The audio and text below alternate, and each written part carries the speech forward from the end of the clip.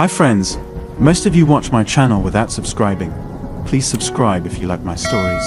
Have a good rest. Story 1. I remember that day vividly. It was a Tuesday in early June. My wife Jenny had just started a new job a few months prior as an administrative assistant at a marketing firm downtown. When she first got the position, I was thrilled for her. The pay and benefits were better than her last job. I could tell she was excited about the fresh start too. On that fateful Tuesday, I noticed she seemed unusually giddy when she got home from work. Almost giddy, like a schoolgirl with a crush. I jokingly asked what had her in such a good mood. She brushed it off, claiming she was just happy with how well her new job was going. I didn't think much of it at first, but in hindsight, I realized her strange behavior that night was my first clue something deeper was brewing. She deflected whenever I asked about her day or the people she worked with. That definitely seemed odd to me. In the past, she would chat freely about office gossip or what projects she was tackling. Lately, though, she had become more tight-lipped about work. I was taken aback when my gentle inquiries about Jenny's new job were suddenly met with irritation and hostility. I just asked how your day was. No need to bite my head off, I said, raising my hands in surprise. Well, excuse me for not reporting every single detail of my life to you minute by minute, Jenny retorted sarcastically. Should I be keeping a daily log for your review? Do you not trust me or something? I recoiled, stung by her aggressive overreaction. That's not fair, Jenny. Of course I trust you. I'm just making conversation like we always do. Jenny rolled her eyes dramatically. Oh, please, don't pretend this little interrogation is just friendly chat. You're clearly paranoid. I'm hiding something and want to micromanage my every move. Her bound words and combative body language shocked me. Where was this vitriol coming from? Ever since starting her new job, it was like this resentful stranger had replaced the woman I loved. I took a deep breath, striving to speak calmly. Look, it just feels lately like you don't want me involved in your work life anymore. We used to talk openly about our jobs. I guess I just miss connecting with you that way when you climb up. Jenny crossed her arms defensively. Well, maybe my job is the one area that's just for me. Did you ever think of that? I don't know you 24/7's access to every corner of my world. I shook my head, bewildered by this sudden warring attitude from her. A knot of dread began forming in my gut. What was really happening here that she felt the need to shield so aggressively? For the first time in our relationship, doubt crept in that maybe I didn't truly know this woman at all. Of course I trusted her, or at least I thought I did. But deep down, alarm bells were starting to go off. See, Jenny had always been the extremely jealous, possessive type throughout our relationship. She monitored my social media, constantly checked my phone, and even showed up unannounced at the auto garage where I worked to bring me lunch. All to make sure no other woman was sniffing around, which none ever were. Yet now the same woman who essentially demanded a play-by-play of my interactions with the outside world was demanding privacy about her own and refusing to talk about a huge part of her daily life. It all felt very hypocritical and raised some red flags. Over the next week, I continued gently prodding Jenny for more info whenever she mentioned work, but she remained vague and dismissive. Until finally, I asked point blank if I could see her phone one evening. Maybe she was hiding something on there related to whoever was making her smile so much lately at the office. She turned pale and stuttered. Oh, actually, I left my phone charging back at the office. Let me run over real quick and grab it. Before I could object, she had already snatched up her purse and flown out the front door. It was the most transparent and feeble excuse imaginable. Did she really expect me to believe that her phone just happened to not be in her possession the one moment I asked to check it? I stood there in disbelief for a minute before it truly sunk in. She was clearly hiding something at work that was on that phone, and she didn't want me to see it. Yeah, right, I thought. Something was definitely suspicious here. As soon as she pulled out of the driveway, I logged into her Facebook account on my laptop. I felt a twinge of guilt for snooping, but my gut was screaming not to ignore the blatant signs something was amiss. I scanned her friend list and recognized 3 female co-workers from the marketing firm. Taking a chance, I quickly messaged one named Amanda, whose profile pic showed her posing with Jenny at a bar. My hands shook as I typed. Hi Amanda, I'm Jenny's husband Jason. I know this is out of the blue, but I need you to be 100% honest with me. Is Jenny having some kind of romantic relationship or affair at your office? Please don't tell her I contacted you. I'm desperate for the truth though. I stared at the screen, my pulse racing. After an eternity, Amanda's reply popped up. Oh my God, Jason, I'm so sorry, but I had no idea Jenny was even married. She never wears a ring. During a fire drill last month, I saw her kissing a manager named Chris in the stairwell. I probably shouldn't be telling you this, but it didn't seem right. I think they've been secretly seeing each other for a while. I feel awful. Please let me know if you need anything. My heart shattered instantly. So it was all true. The giggling, the secrecy. Jenny was cheating on me with some slick supervisor from her glamorous new office. And I was the last to know, just the boring mechanic husband she hid at home whenever she wasn't trying to micromanage my life. Suddenly, all the snide comments from Jenny about me being a simple blue-collar guy, not good enough for her corporate world, made sickening sense. She had found herself a smooth-talking suit who was her professional equal. No doubt they probably mocked the grease monkey waiting dutifully at home between their steamy rendezvous. The rage and humiliation I felt in that moment was blinding. I couldn't even cry or process the avalanche of emotions. I just sat there numbly rereading Amanda's message over and over, praying there was some innocent explanation I was missing. There wasn't. When Jenny finally breezed back through the front door later that night, reeking of expensive cologne and makeup smeared, I confronted her right away. Not with yelling or accusations, but eerily calm direct questions about Chris from work. Her reaction told me everything I needed to know.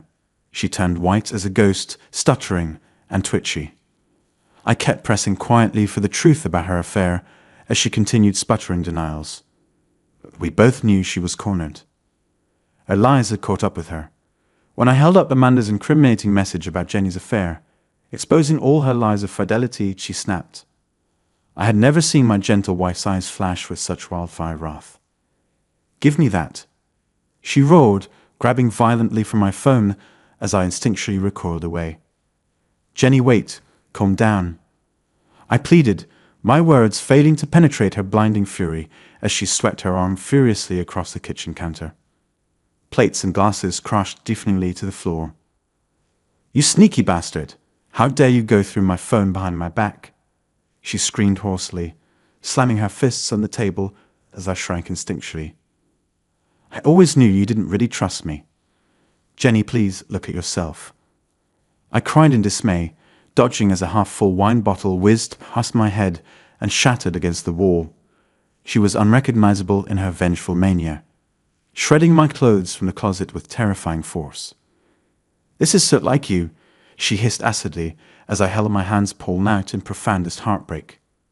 Trying to control me and trap me. Always thinking I was up to no good behind your back. Well, now you've gotten what you wanted. Proof I never loved you at all. Does that make you happy, you paranoid freak? I could only gaze stricken at this banshee, demolished by her savagery.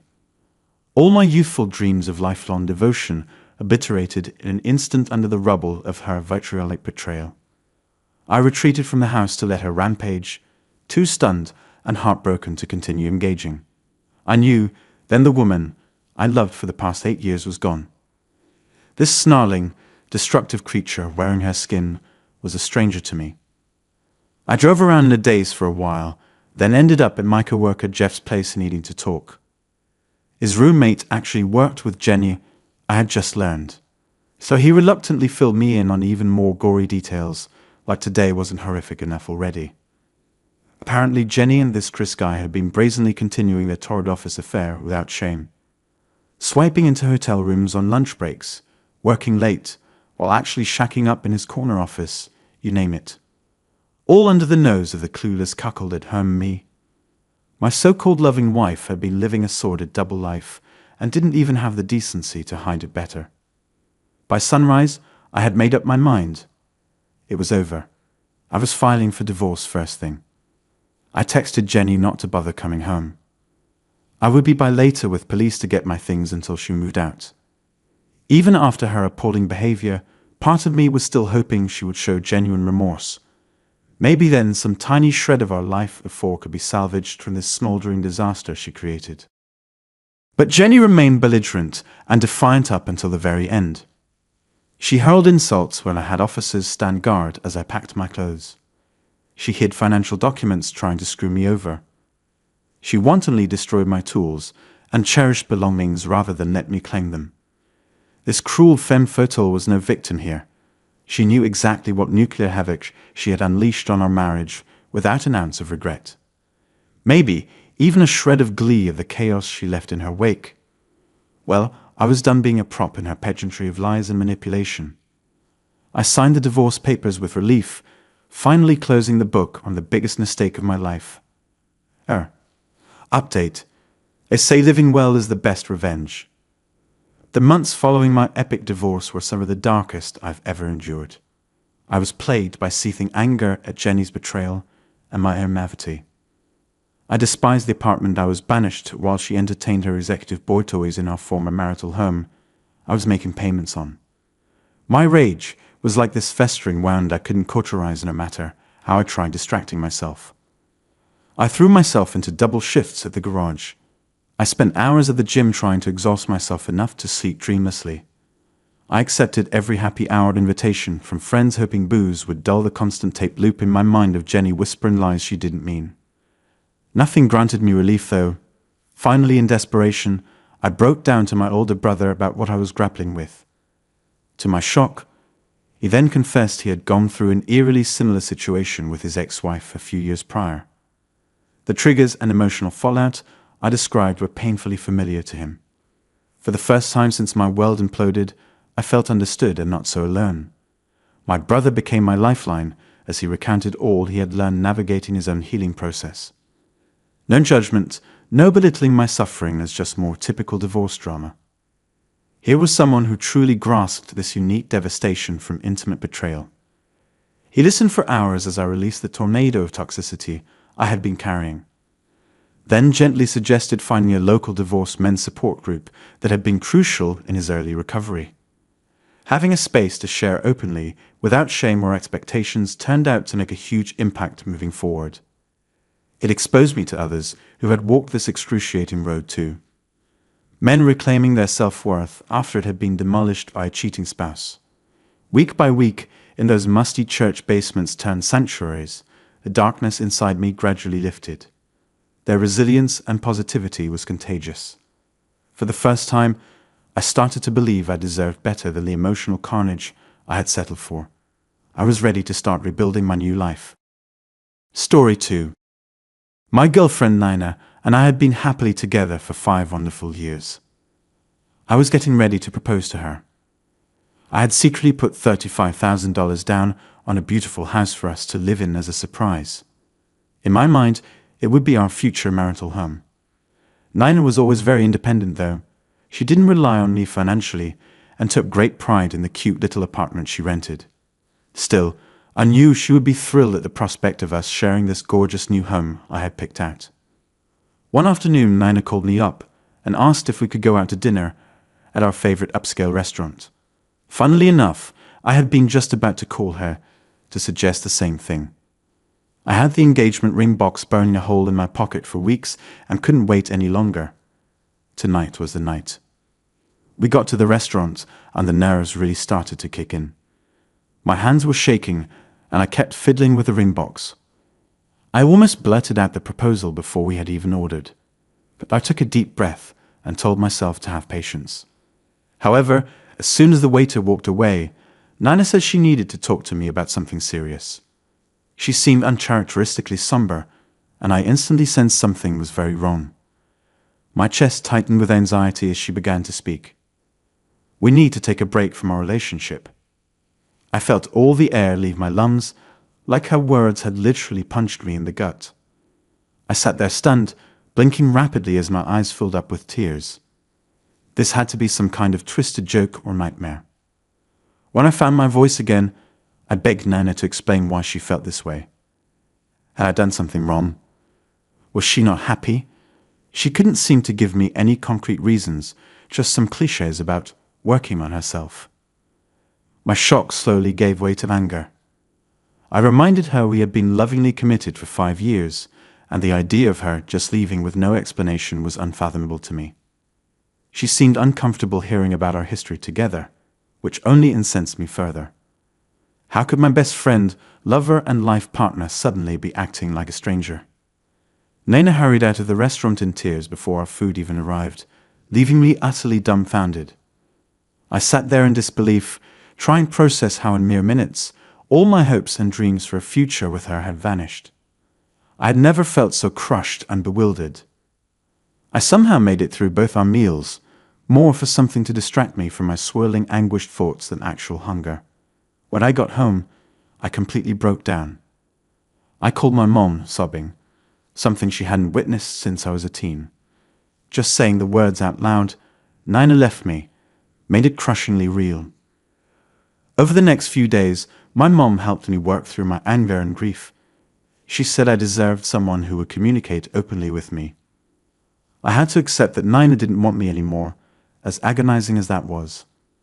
At 29, I was still young, and would find love again. Her encouragement gave me the willpower not to contact Nina at all over the next 6 months. Then one day, completely out of the blue, Nina called me. I felt the breath rush out of my lungs, seeing her name pop up on my caller ID after all this time. Tentatively, I answered. She was crying and begging for me to take her back. Apparently, after our split, she had done some traveling and soul-searching, and now felt ready to settle down with me after all, as if nothing had happened. She gushed about starting a family someday soon. I was flabbergasted and suspicious. I asked her bluntly where she had been for the last 6 months, and why she assumed I would just welcome her back with open arms. She had walked out on our life together without explanation. Did she expect me to just forget that? Nina insisted she had been finding herself, and was now a better partner for me with more maturity and perspective. I still loved her deeply down inside, but something felt off. How did I know this wasn't just another fleeting whim? That she wouldn't change her mind again soon? Overwhelmed, I made an excuse to get off the phone quickly. My head was spinning. Just as I hung up, I got another unexpected call from my estranged stepbrother, Alex. We weren't very close growing up and rarely spoke nowadays. I figured something traumatic must have happened for him to reach out like this. Alex started rambling some apologies for not being more involved Big Brother when we were young. Then he dropped a truth bomb I never could have seen coming. He had been dating Nina for over 6 months now. As he described picking out a ring and planning to propose soon, while I sat there helplessly sputtering in shock, all the puzzle pieces suddenly clicked into place. Those work trips Nina used to take that sometimes kept her away for days. She had been living a double life all that time. Alex felt wretched for hiding his relationship all this time, fearing it would drive a wedge between us. But now a mom had seen Nina on my Facebook and told Alex, so he had to come clean. As we compared notes about our eerily similar experiences with her over the years, the depth of her deception left me reeling. In that moment, a powerful sense of vindication and solidarity rose up between my brother and I. We devised the perfect revenge, both taking pictures with our phones of Nana's identical desperate apology texts, then sending her the side-by-side images along with the message to never contact us again. In the following days, Alex and I bonded like never before, venting and leaning on each other for support. We had both wasted years blinded by Nina's lies. It felt good knowing we had someone who understood exactly what the other was feeling. Meanwhile, the fallout from Nina's double life being exposed was swift and severe. After Alex and I very publicly blasted her deceit on social media, tagging all neutral connections in our dramatic double dump post, we watched the fireworks go off. Within 24 hours, Nina lost her job, as the post had also been seen by her boss. For breaching her vague company ethics code, they didn't even have to provide a reason for her abrupt termination. We took perhaps a little too much glee from imagining Nina scrambling to explain away this atomic bomb we had dropped onto her formerly picture-perfect existence. In the following months, I made an effort to truly build an authentic brotherly relationship with Alex for the first time ever, making up for those lost years. We had been brought together again in such an unlikely way. Meanwhile, Nina never surfaced again or tried to plead her case, seemingly accepting her new status as community pariah. Alex ended up meeting a great new girlfriend, Amanda, not long after. I thoroughly vetted her online first before giving them my full blessing, of course. Witnessing Alex take this hopeful second chance at love, I started feeling ready to dip my toes back into dating again too eventually. But I knew it would be a long time before I could open my heart fully and trust someone new so implicitly again. Nina had certainly done a number on me, on both of us. Her web of lies was so intricate, I still find myself wondering sometimes if on some weird psychological level she had deliberately targeted us as stepbrothers. Ultimately, though, the how and why don't matter anymore. Alex and I chose to take the high road and not let bitterness eat away at us. Our relationship was reborn out of the aftermath. As for Nina, she clearly has deep issues to sort through that I hope she gets help for one day. I'm just grateful I uncovered the truth before making her my wife and getting in any deeper. Onward and upward from here. Update. Another year passed, and I was basking in the hard-won bliss of my new relationship with the lovely Daniela. After friends had been trying to set us up for months, we finally went on our first date around the 1-year anniversary of my ending things with Nina. Talk about terrible timing. But somehow, after multiple rain checks and cancelled plans, things finally aligned perfectly. Sparks flew instantly with Daniela, and after 4 wonderful dates, it hit me. For the first time in ages, I could see marriage potential with someone again. Meanwhile, Alex proposed to Amanda, who happily accepted. Considering how terribly his last engagement attempt ended, I was thrilled to stand at his side as best man when they took their vows just a few months later. On their sparkling wedding day, I found myself wistfully imagining what might have been, had Nina not pulled the rug out from under me. As I gave my glowing best man speech, praising Alex for overcoming adversity to find his one true partner, I actually choked up a bit, seeing how far we come. Somewhere mid-sob story, it dawned on me. I had been so occupied helping Alex heal and playing resident dating expert as he got back out there, my own recovery often took a backseat. His happy ending was here, but mine was still unfolding. In my heart, I knew Daniela was someone special. Someone I could laugh with, dream big dreams with, even in my most vulnerable moments, bear my battle wounds with.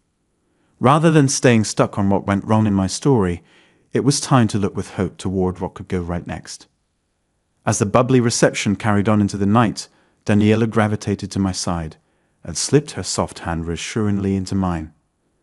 As I squeezed it gently, no longer carrying the burden of bitterness or regret, I realized this moment was mine for the taking.